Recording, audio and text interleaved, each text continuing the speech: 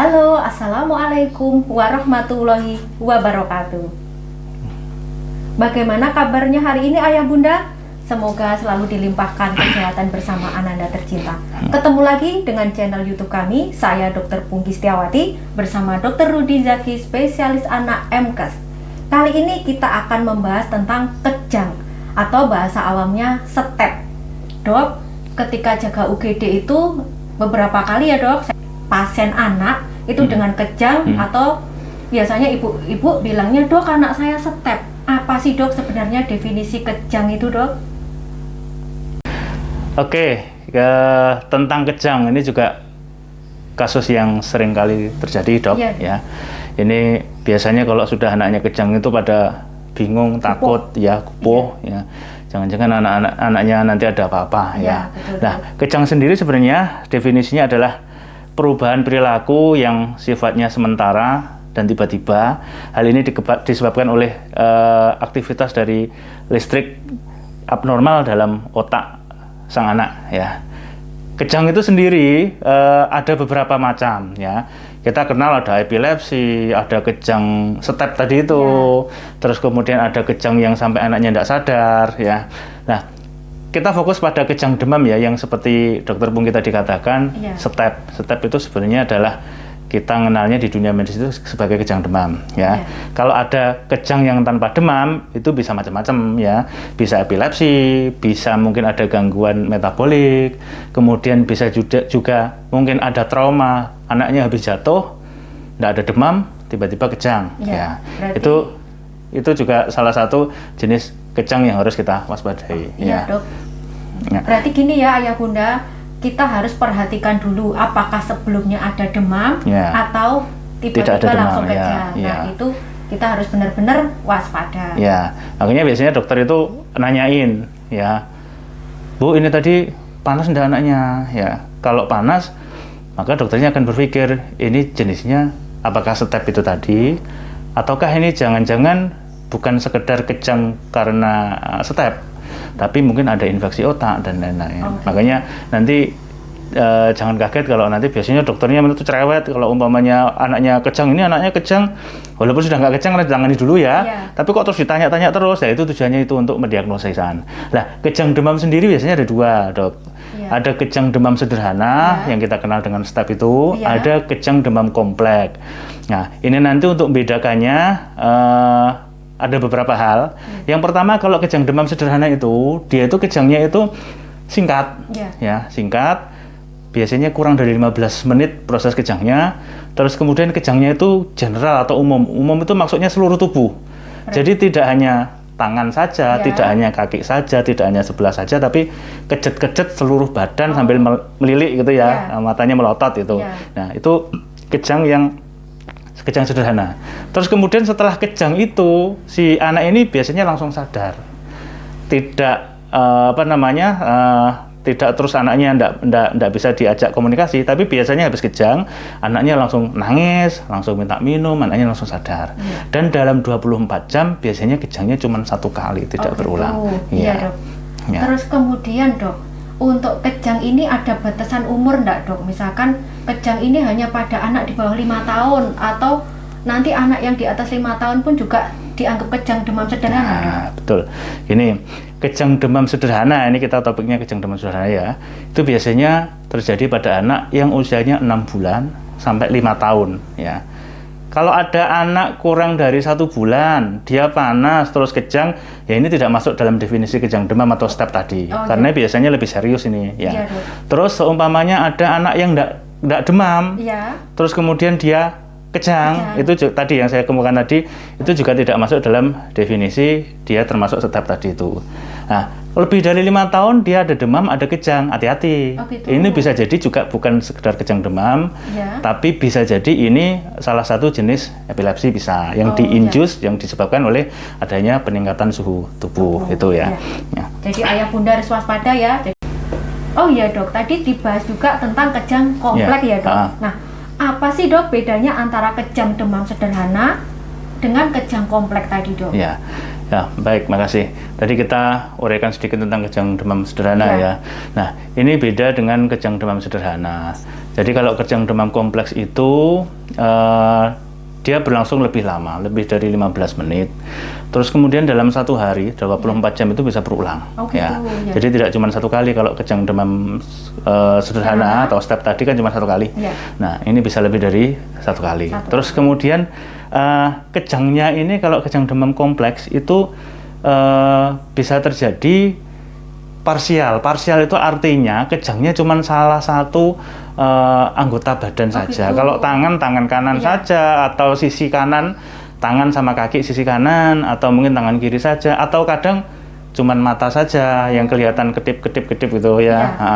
Terus atau kaki saja, itu masuk ke dalam gejala dari kejang demam yang kompleks tadi. Gitu.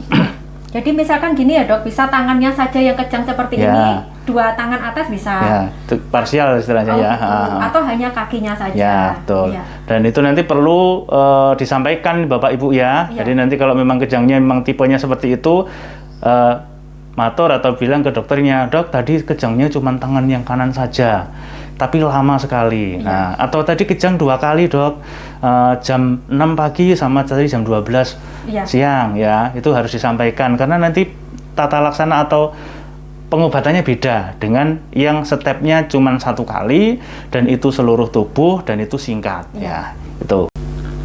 Nah, sekarang penyebabnya dok, kira-kira penyebab dari step atau kejang ini apa? Terus kemudian bahaya nggak dok kalau kejangnya cuma 1 kali atau kejangnya berulang itu?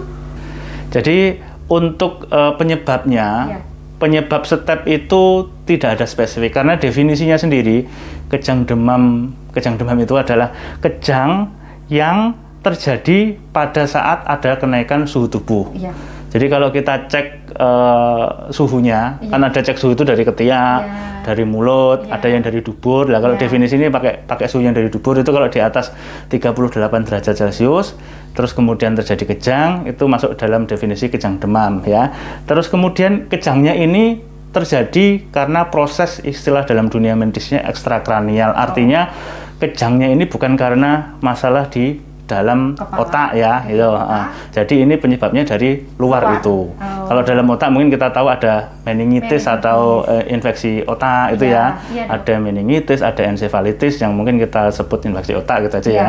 Nah itu beda sama kejang demam. Kalau kejang demam penyebabnya bukan dari dalam otak, tapi dari luar itu. Nah pertanyaannya tadi bahaya atau enggak?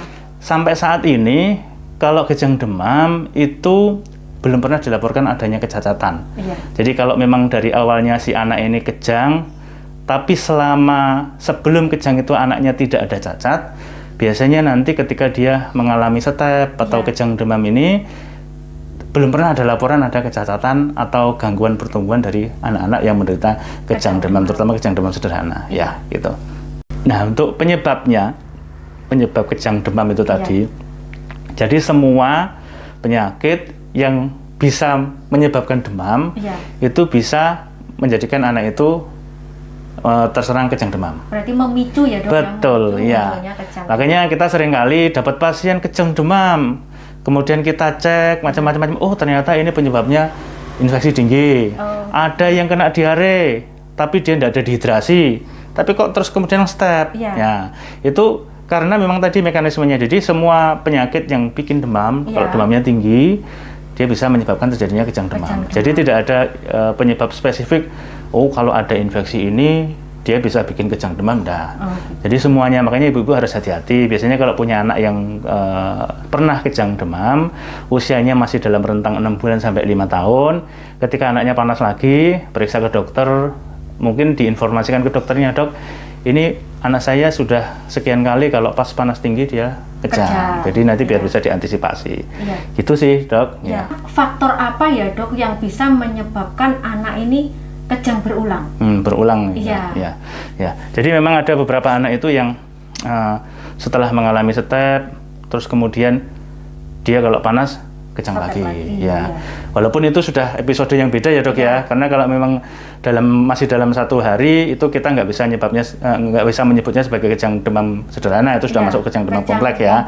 Tapi kalau yang step kejang demam sederhana itu mungkin bisa akan terjadi ulangan lagi jika keluarganya ada yang punya riwayat kejang demam juga. Gitu. Iya dok. Ya, seringkali kita tanya ibunya, Bu, pernah nggak kejang? Ya. Dulu pas ibu masih kecil. Lupa dok. Ya lupa, betul. Coba tanya ke neneknya, kakeknya, biasanya tahu. Ya. Terus ayahnya pernah nggak kejang? Ketika ada riwayat kejang dari orang tuanya, biasanya sang anak ini nanti kalau mengalami step atau kejang demam, ada resiko dia kambuh lagi. Ya. Gitu. Terus kemudian anak yang usianya masih di bawah 1 tahun. Jadi ketika dia sudah kena kejang demam, taruhlah 6 bulan dia sudah kena kejang demam, sampai usia 1 tahun biasanya akan ada risiko untuk terjadi kejang demam lagi atau step lagi. Itu. Terus kemudian berikutnya temperatur yang rendah saat dia kejang demam. Ya. Jadi umpamanya kalau tadi di batasannya tadi kan 38 derajat Celcius ya. Ternyata dia pas waktu suhu 38 itu sudah kejang. Kemungkinan besar dia nanti ketika panas lagi, sangat berisiko untuk terjadi step lagi. Gitu. Nah, kecuali kalau anaknya ini pernah sampai 40 baru kejang. Ya itu kan beda. Nanti mungkin kalau panasnya nggak sampai 40, cuma 39 atau 38,5 nggak sampai kejang gitu. Terus kemudian yang berikutnya adalah cepatnya kejang setelah demam. Jadi ada yang anak itu 1 hari udah demam di atas 39, dia baru kejang setelah 1 hari. Ada yang baru 5 menit ya panas sudah kejang. Nah, ketika si anak itu nanti ternyata kok baru demam sebentar dia sudah kejang, itu punya risiko yang sangat besar untuk terjadinya kejang yang berulang di kemudian hari ya. Nah, ketika semua faktor tadi ada, riwayat keluarga ada, terus kemudian usia kurang dari 1 tahun, terus kemudian jarak antara demam dengan kejangnya itu singkat, suhunya rendah sudah kejang, itu bisa sampai 80% si anak tadi berpeluang untuk terjadinya kejang berulang, Dok.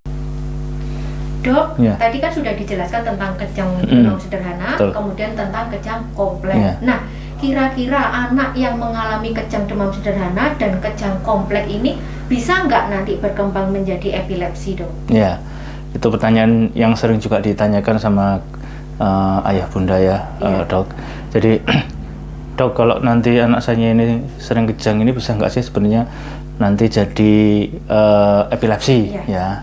Jadi ada beberapa faktor yang menyebabkan seorang anak itu bisa terjadi kemudian hari kemungkinan bisa terjadi epilepsi. Yang pertama itu kalau si anak ini tadi sebelum dia itu mengalami kejang, dia sudah ada gangguan neurologi atau gangguan saraf lebih dulu. Ya. Terus mungkin anak ini juga sudah ada gangguan perkembangan lebih dulu. Jadi umpamanya ada anak sudah 1 tahun dia belum bisa terantanan atau belum belajar berdiri, dia masih cuman bisa berbaring, tidak kuat ngangkat kepala, dia belum kejang ini. Tapi nanti ketika dia kena kejang, bisa ini nanti berisiko untuk terjadinya epilepsi di kemudian hari. Terus kemudian yang kedua, kejang demam kompleks. Tadi kalau kejang demam sederhana kan cuma singkat, terus kejangnya sifatnya umum atau seluruh tubuh, ya. 1 hari tidak lebih dari 1 kali, ya. Terus kemudian kalau kejang demam kompleks tadi kan lama ya, lama berulang lah. Yang kejang demam kompleks ini punya potensi di kemudian hari untuk menjadi epilepsi, ya. Jadi, terus apa namanya, Dok? Kemungkinannya lebih besar. Lebih besar dibandingkan dengan mereka yang hanya step tadi itu ya, step yang cuman kejang demam sederhana tadi ya, itu lebih kecil untuk terjadinya epilepsi. Tapi yang kejang demam kompleks ini punya risiko di kemudian hari untuk terjadinya epilepsi. Kemudian yang paling penting itu juga ada ndak riwayat epilepsi pada keluarga. Jadi kalau ada riwayat epilepsi pada orang tua, pada saudara kandung, itu biasanya di kemudian hari bisa terjadi epilepsi. Pada gitu. anaknya Pada anak yang tadi. Ya, ada genetik yang bisa menjadikan faktor risiko si anak tadi berkembang ke arah epilepsi. Nah, Dok, sekarang gini, kalau misalkan anaknya itu kejang di rumah, apa yang harus dilakukan oleh orang tua, Dok? Apakah harus dikasih sendok, Dok? Atau mungkin apa namanya, stiknya es itu, Dok? Nah, ya terima kasih. Ini kalau orang tua kan biasanya kebiasaannya kalau seumpamanya anaknya kejang kan dia bingung nyari sendok, terus dibuka ini mulutnya, dimasukkan ke mulut untuk menghindari lidah tergigit. Jadi sebenarnya kalau anak itu sudah kejang, itu yang paling penting dilakukan yang pertama, cari tempat yang aman, datar, taruh dia di tempat di situ, ya. Kemudian posisikan miring. Oh gitu. Miring itu Miring kiri tidak atau tengkurap ya, miring kiri atau miring kanan terserah. Pokoknya miring. Tujuannya apa? Ketika anak ini nanti ada muntah, muntahnya keluarnya ke luar, bukan ketelan masuk ke paru-paru. Ya, khawatirnya nanti terjadi aspirasi, gitu ya. Jadi dimiringkan di tempat datar, terus kemudian dimiringkan, habis itu dikendorkan bajunya, terutama yang di leher, ya. Atau mungkin kalau pakai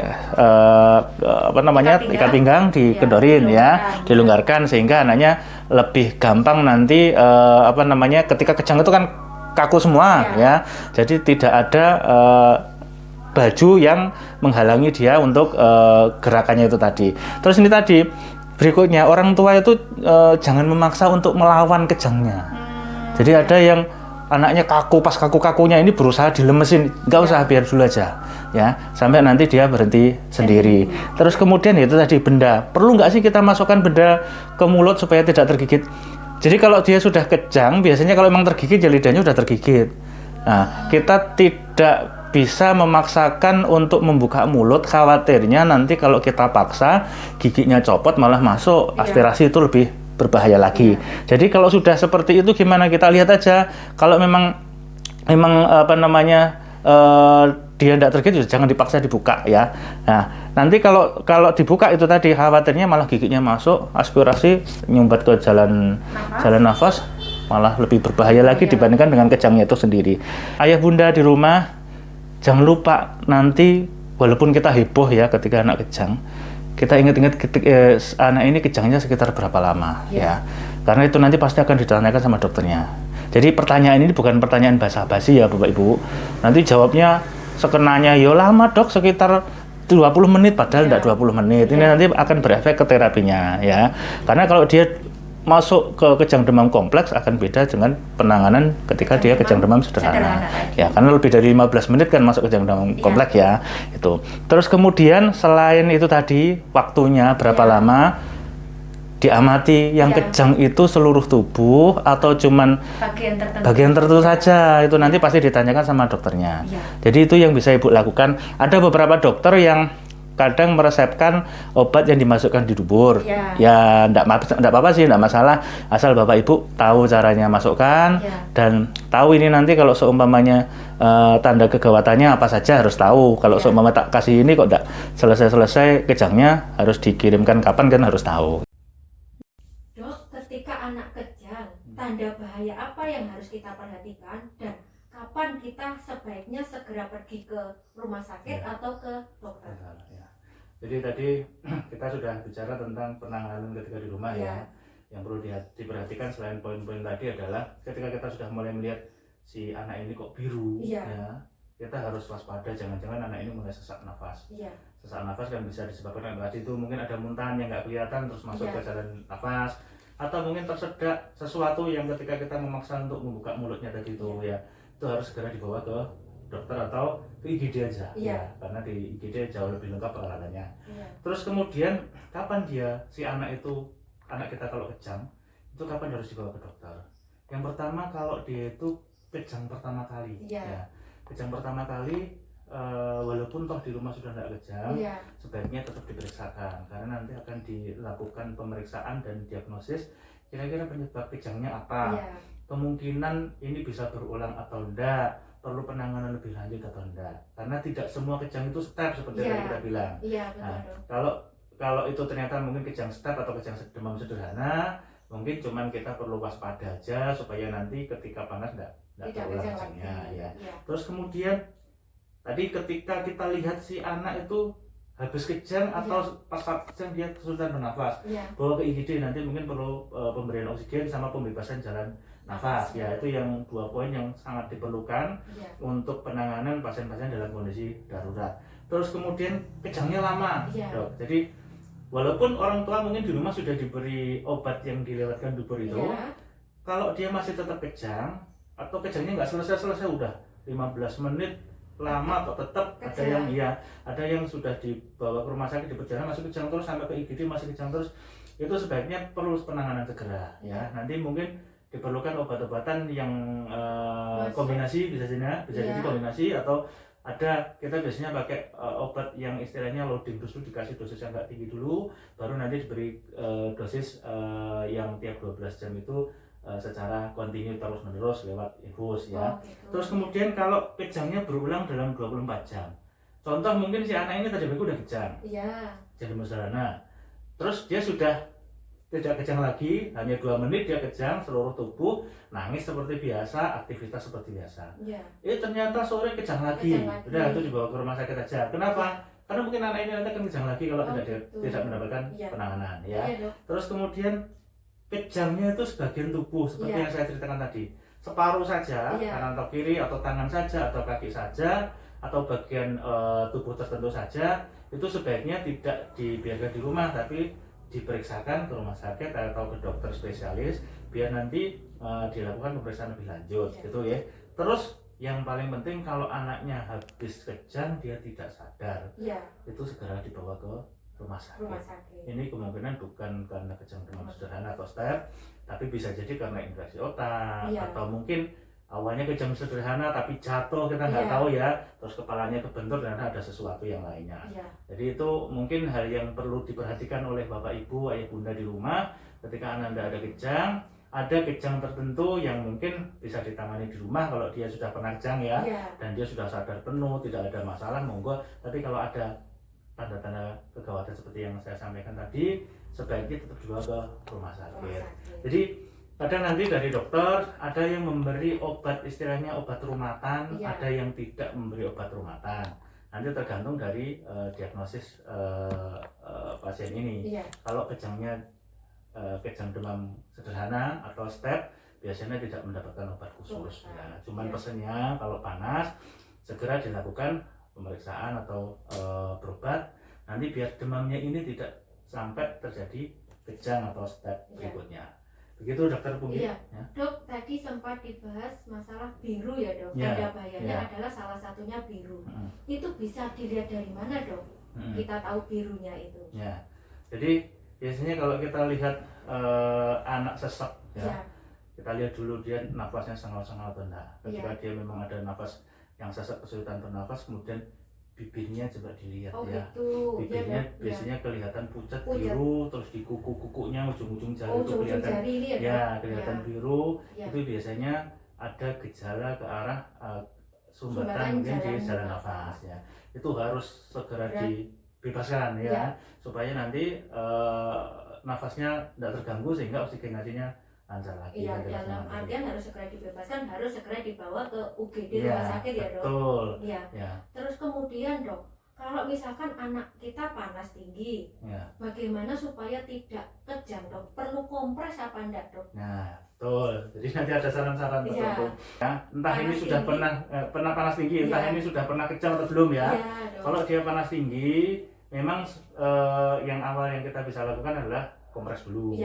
Kompres itu sarannya hangat ya, bukan kompres dingin ya, kompres hangat. Dulu kan termos es ya, termos es punya termos es. Betul. Sekarang pakai kompres hangat ya. Kompres hangat itu juga tidak sembarangan tempat dikasih. Ya. Ada anak sudah usianya sudah 4,5 tahun, kompresnya di kepala atau di batuk sini, enggak, atau di dahi, jangan ya. Kalau anak kecil masih bayi di bawah 1 tahun bisa kompres di sini karena ubun-ubun besarnya masih terbuka. Jadi dengan dikompres di situ dia akan mempengaruhi pengendalian suhu di tubuhnya sehingga akan mempercepat dinginnya suhu badannya. Tapi kalau anaknya sudah lebih dari 18 bulan, ubun-ubun besarnya sudah menutup, kompres di kepala sini sudah tidak efektif ya dok. Mungkin perlu dikompres di tempat-tempat di mana ada pembuluh darah yang besar. Contoh di leher ini ada pembuluh darah besar. Di paha, di selangkangan ya. Itu atau kita biasanya surface cooling kalau memang anaknya panasnya tinggi sekali, pakai kain yang agak besar tuh ya. Handuk kecil ya. Terus kemudian dikasih air hangat, diperas, kemudian ditempatkan di badan dari dada sampai perut itu ya. Di seluruh ini ya dok, di seluruh badan ini ya dok. Sampai nanti suhunya turun. Terus pemberian obat demam boleh. Obat penurun panas dok. Bisa diberikan. Cuman ya gini, tidak 100% kalau anak yang panas dikasih obat penurun panas, anaknya nggak kejang, Iya. enggak, karena penelitian mengatakan gitu. Iya. Jadi itu untuk usaha awal aja. Iya. Terus ada nanti beberapa dokter yang kadang meresepkan anti kejang Oh gitu. yang Ya. diminum kalau pas anaknya suhunya tinggi. Tinggi. Ya. Supaya tidak terjadi kejang Kejang, berulang ya, ya. Dok. Ya. Terus ada juga yang nanti biasanya ngasih obat. Ini nanti kalau sudah kejang dikasih ini biar Ya. enggak kejangnya segera berhenti ya. Oh, gitu. Nah, pakai apa namanya obat yang dilewatkan dari dubur atau Dubur. suppositor ya. Iya. Itu. Iya. Itu sih, Dok. Ya Dok, terima kasih untuk penjelasannya Dok. Sama-sama. Itu, Dok. Ya. Baik Dok, terima kasih untuk penjelasannya. Sama-sama ya. Ya, Ayah Bunda, jangan lupa kalau ada pertanyaan silahkan ditulis di kolom komentar. Atau mungkin Ayah Bunda pengen dibahas masalah yang lain, mungkin tentang alergi atau asma pada anak, silahkan Bunda tulis di kolom komentar. Jangan lupa untuk like, subscribe, dan share channel YouTube kami. Nantikan materi selanjutnya di channel YouTube kami, PD Talk.